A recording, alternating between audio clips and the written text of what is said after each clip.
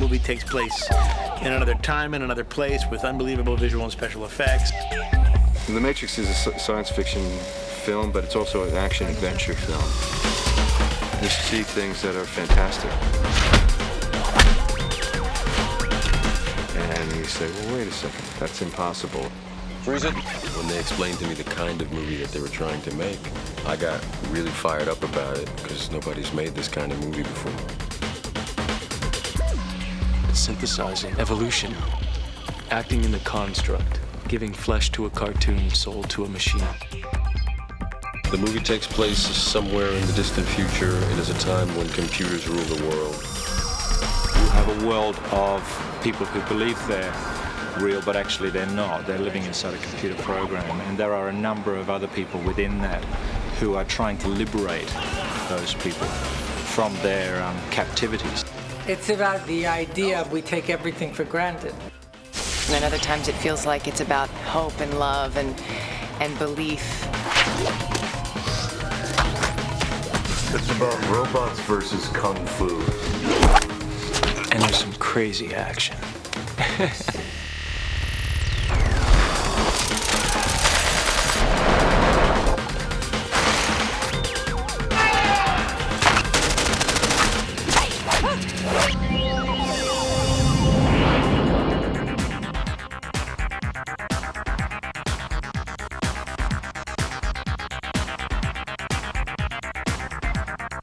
Sydney's a beautiful town. I gotta tell you, I've never seen nothing quite like it. What unemployed actor wouldn't want 5 months in Australia? That's better. Filming on a location in Sydney is actually a pleasure. We're in a great city that's got a lot to offer and a very professional crew. Well, here we are in Sydney in a beautiful new facility. This stage is literally brand new. We're the first movie in the stage, and we moved in here to build these sets. The paint was wet on the walls. I mean, it literally, do not touch the walls, they're wet.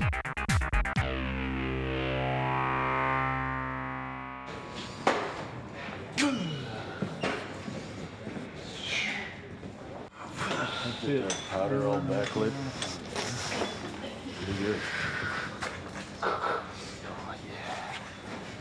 Is it okay if I kind of come forward? Like backwards? It's always a difficult thing to ask anybody, where do you get your ideas from? Nobody knows. They just sort of happen. A friend of ours asked us to come up with a concept for a comic book. We liked kung fu movies. We like Japanimation. We like, John Woo Philip K. movies. Dick and books that are, science fiction that is about the sort of nature of reality. You've been living in a dream world, Neo.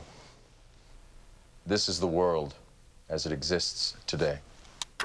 What's interesting about the whole idea of cyberpunk is that it's a great way to create a sense of alienation and disconnection and alternate worlds being caught in sort of these quasi-dream, quasi-conscious states. Or you want me up like this? That's the one. That's the look. I first met Larry and Andy when I read Assassin, and it really was an incredible script. It was a very dark, edgy piece of material, and I really was impressed with that style. And they showed me this animated Japanese cartoon, and they said, we want to do that for real. And and that was an incredible idea to me. I mean, to actually see that animation come to life, and believe me, essentially it has.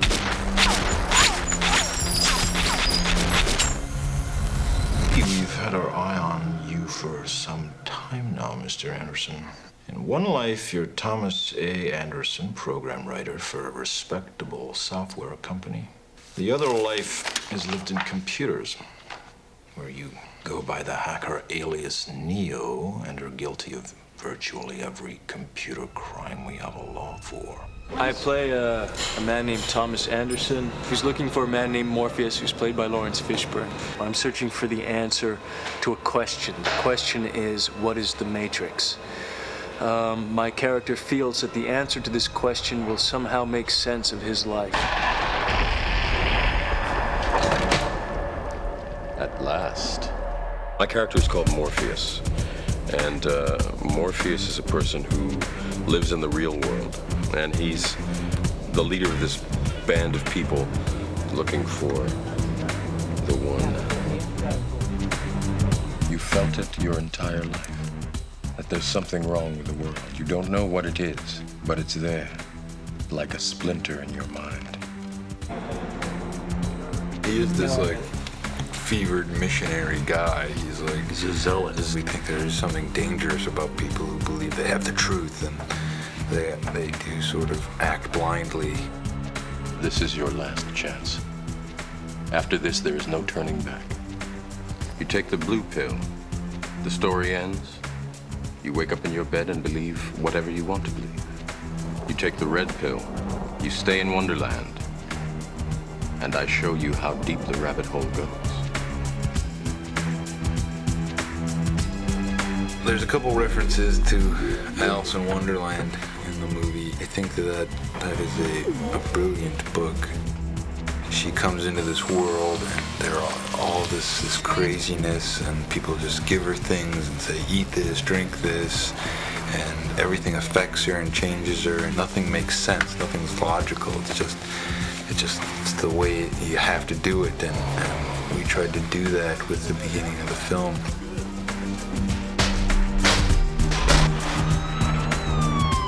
The thing that I love about Trinity is that I'm portraying someone who's really, really strong and who has a real mission and a real purpose. Can you fly that thing?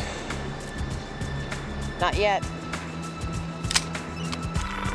Operator. Tank, I need a pilot program for a B-212 helicopter. She's a warrior, yet I don't think that she's lost being a woman. Lieutenant. Oh, shit.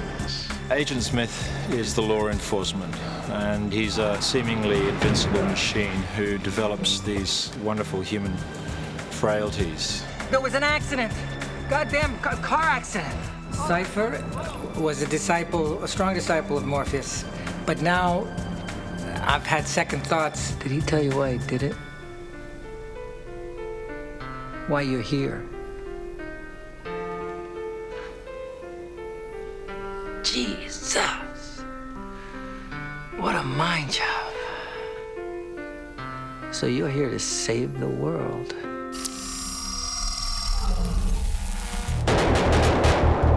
You go from the 150 to... Speaking about Larry and Andy together as a pair, as a team of writers, I liken them to the Brothers Grimm. I have to imagine that that's what the Brothers Grimm were like. Oh, God. Somebody's going to be here. They work very well together. They've got a wonderful sense of humor. So you do get a dialogue happening that is normally just within the one director's head. So it's normally one director talking to themselves, working out a problem, and then expressing their solution to that problem. Whereas with Larry and Andy, you'll see the dialogue going on. Just like real guys, and there's none of that kind of Hollywood thing is not evident at all. You know, they're from Chicago, you know. They wear shorts, they wear baseball hats, they watch basketball games, they love movies, they get so excited. There's nothing greater than doing a scene for them and for them to get excited. One day I will no longer just be a computer nerd. I will be a superhero. They seek and search for clarity. They're very thoughtful, and yet they're very they have a wonderful sense of humor.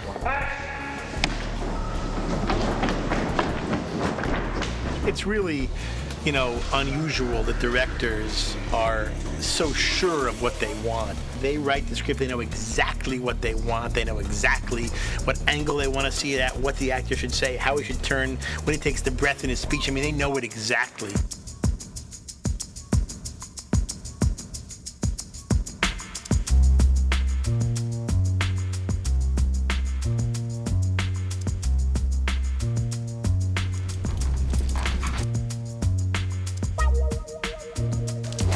The brothers had storyboards of fight sequences that they wanted to see, certain punches and kicks and flips that they wanted to see. I see some of the framing of Frank Miller. There are some Japanese angles and perspectives in it. Dodge this. They worked with people that they knew from the comic book world and designed these fantastic things. We went into first Warner Brothers story meeting and they said, okay, now we know we've bought something cool. We don't know what it is. Could you just take us through it once? They helped translate the movie for us. Nobody really understood the level of the action that we wanted in the action sequences, and then when we'd show the storyboards, people would go, oh, geez. The scale you can pull off in comics is just always fantastic. You can freeze a moment and make an image that's sort of sustained. There's some action I think you can do a lot better in comics. There's some things that work better in film. Kung Fu is great on film. Now, I'm supposed to start with these operation programs first. That's Major Barton shit. Let's do something a little more fun. How about combat training? Jiu-jitsu? I'm going to learn jiu-jitsu.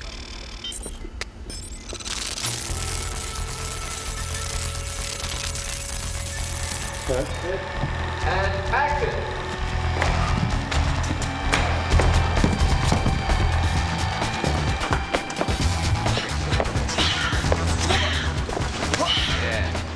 Too close. Or just throw your chest out.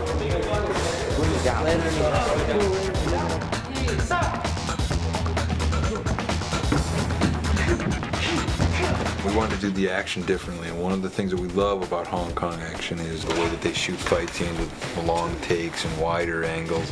But they also do this wire work, which is, it's very fluid, and people, fly around and jump incredibly. It's very balletic, and everybody has like superhuman and supernatural grace. We wanted to bring that kind of wire work to our movie.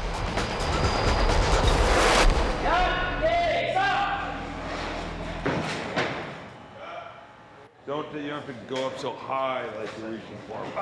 More out. This looks better. Yeah. When I first became involved, Larry and Andy were a little frustrated because their dream was to work with this guy that had done Fist of Legend. And through contacts in Hong Kong, we tracked the guy down, turned out to be Wu Ping.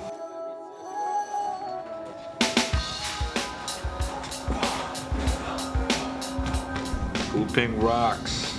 He's one of the best. We love his movies. We've been watching them for years. I think it's a good for Lawrence.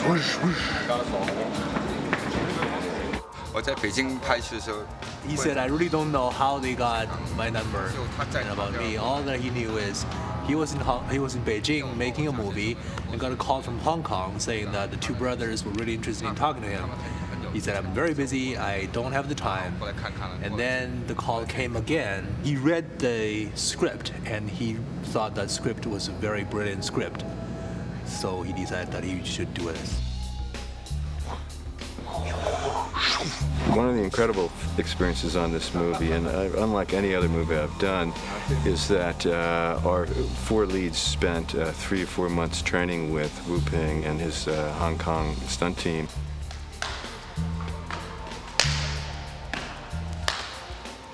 These aren't athletes, they're actors. When you want someone to paint your house, you hire a painter, not an actor who makes believe he's a painter. They really had to learn a fighting style that they never had learned before. It was a tremendous hardship, but it is evident on the film when you see it that that's Lawrence and that's Carrie Ann and that is Keanu in those scenes doing that stuff, and it's astounding. We started training in October of '97. Trained all the way through till March of '98. That was on like an everyday basis. 1, 2, 3, come on! Ready? It was a very involving, exhausting process, which I initially thought we were going to be doing Kung Fu for maybe 4 or 5 weeks, something like that. And it ended up being months and months of training. The interesting thing is in the challenge. And the challenge is how we can make these people look as though they know they are born with the skills. We all sort of have our own person that is sort of our teacher. And my teacher's name is Ma Dai. He really held my hand in the beginning and was very hard on me at the same time. Chu is Keanu's main guy, and Chu doesn't speak any English. Then we have Dion, who oversees all of us, and he speaks better English than the rest of the guys. And he sort of our go-between Wo Ping and us.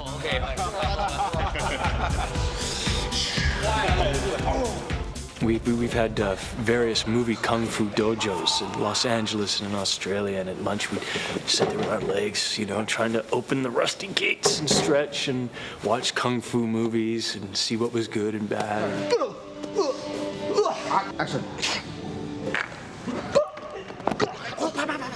I really didn't know if I would be able to do what they were asking me to do. I was going every day and getting on the wires and being lifted up just to get the feeling of being lifted up on the wire, and then, you know, practicing sort of getting up the wall and then having the wall padded and then going along the padded wall and then them taking the pad off and me being terrified. Like, I couldn't do the wire that day, the day they took the pads off the wall, because I was so afraid. He's very inventive and organic the way he works, and you know, you must have your own style, but you also have to have, you know, and good kung fu. Initially, I think Wu Ping and the wire team, they took us on and thought we were useless, which we were, hopeless at kung fu. But they slowly realized after a couple of weeks that maybe we were going to be able to get to a level where we'd be halfway decent.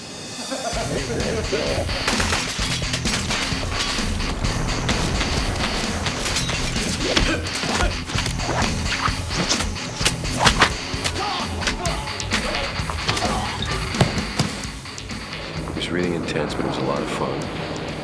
And again, it's the kind of thing that you very rarely get an opportunity to do something like this. I mean, I feel incredibly blessed to have worked with Wu Ping and his team. Okay, so what do you need? Guns. Lots of guns.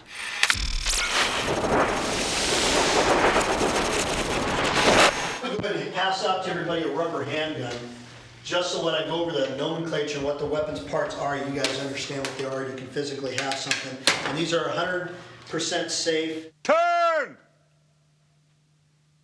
Kill! Everybody pick up your weapon and hold it with 2 hands and put it out in front of you. Almost everybody has a great position. He tried to, not do guns the way they're always done. Just a couple rounds. Now the gun's supposed to be at each other's. What are we doing? Directors! Yes. Okay. I tried to make it kind of funny. Would you please remove any metallic items you're carrying? Keys, loose change?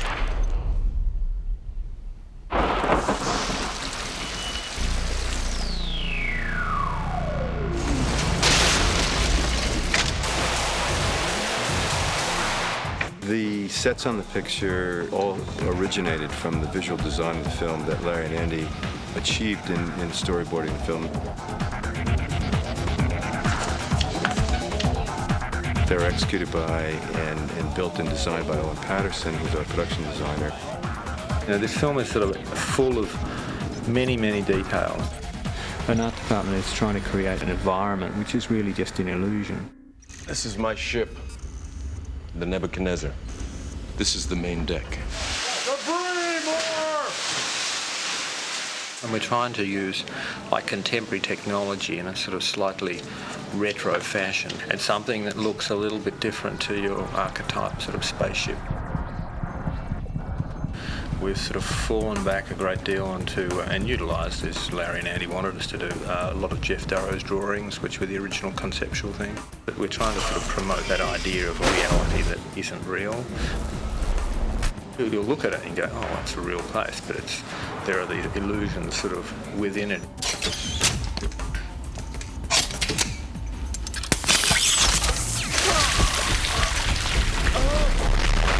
I think there's some of the most beautiful and spectacular stunt stuff I've ever been involved with.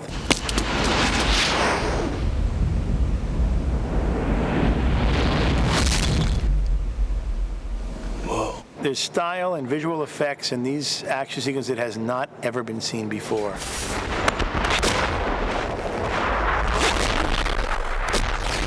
Bullet time, registered trademark. Enter the Gata. The Gata Force. Let's get the wind cue right. Yeah. Nobody's around. He's around. So you might want to spin around and face the subject at hand. In this particular rig, there are 120 cameras and 2 motion picture cameras set up. Bullet time is something that was conceived for The Matrix specifically. But I think it's a byproduct of the directors observing technology, and then they ask the right question at the right time. That's the money cam at the end, that last one where the bullet is basically going to come over your head. I could shoot the same exact stunt several times over. I can also do things like I can go forwards in time, but then I could also choose to stop the camera abruptly, start moving backwards against itself while the action continues to move forward. I can create a 3-dimensional construction of the object.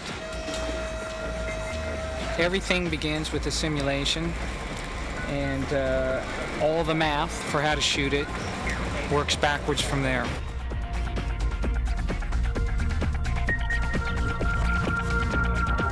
These guys have a lot of specific notions about the worlds that they're creating. And they're pretty over the top in terms of what they want. You're allowed to do things, break the rules that you wouldn't normally do. We're changing speeds left, right, and center. We're going to slow motion to high speed, jump cutting, crossing the line. Everything's going in there.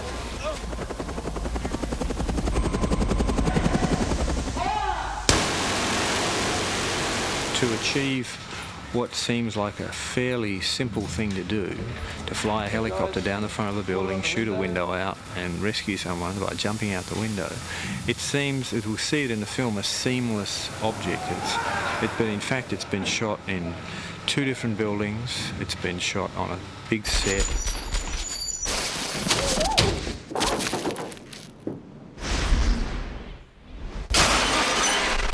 Figure out how to make that scene work. We wanted the glass to explode in sort of an ever-expanding circle, and to actually figure out how to make the glass do that, what glass to use. It probably took 3 months of heavy-duty research.